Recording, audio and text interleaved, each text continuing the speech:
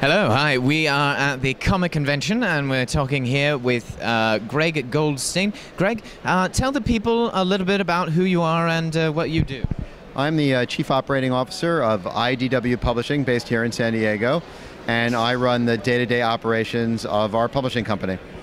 Wonderful, wonderful. And Greg, what are some of the current projects that you're working on? What really excites you? Well, just about our entire lineup excites us, but we're a leader in licensed comics, such as Star Trek, G.I. Joe, Transformers, Doctor Who, Angel, many more. We're also a leader in publishing archival comics with our Library of American Comics, which publishes classic comic strips. And how did you come to get involved in this business? Well, that would be a story too long for this interview, I'm afraid, but I have a background in publishing, and many years ago I worked for Topps Comics when they launched their comic book division, and then actually had gotten out of the business to work in video games, and our CEO, Ted Adams, is a friend of mine, was explaining to me how fast the company was growing and how we needed help to get things on the ball, and I decided to come in and help him out. Wonderful, wonderful. Now, sort of in keeping with the season, comic convention, we're going to ask you a few questions about heroes. And the first one is this: what is your definition of a hero, Greg?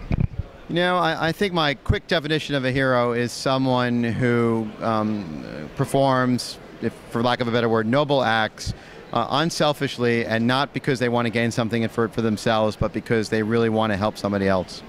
Grand. And why do you think that this heroism is important?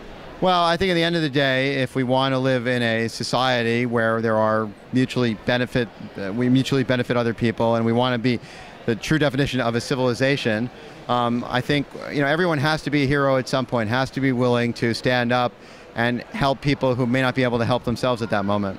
Wonderful, wonderful. Greg, do you have any personal heroes who have influenced you in your life? Well, I have many heroes who've influenced me. In keeping with the fact that we're at the comic book convention, I will mention a man by the name of Neal Adams. Neal is a well-known comic book artist, and I think sometimes what's forgotten about him is that in the 1970s, Neal was one of the most vocal people talking about creators' rights. And obviously, Neal would benefit himself from anything that had to do with creators having more rights and more control over their properties. But clearly, he was doing it to help a lot of the old-timers who had been exploited by the older comic book publishers and hadn't really received their what they were due. So Neal comes to mind because we are at Comic Book Convention, and I just saw him a few minutes ago. Grand.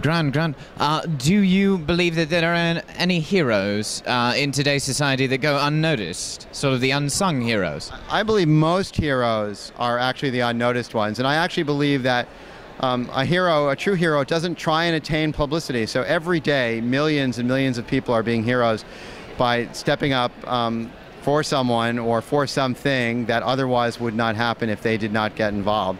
I think the heroes we read and hear about are the small minority that have done something that garner a lot of media attention. But again, there are just millions that we never hear about, from the policemen and the teachers and just everyday people. All right. Very important words. We've been talking with Greg Goldstein.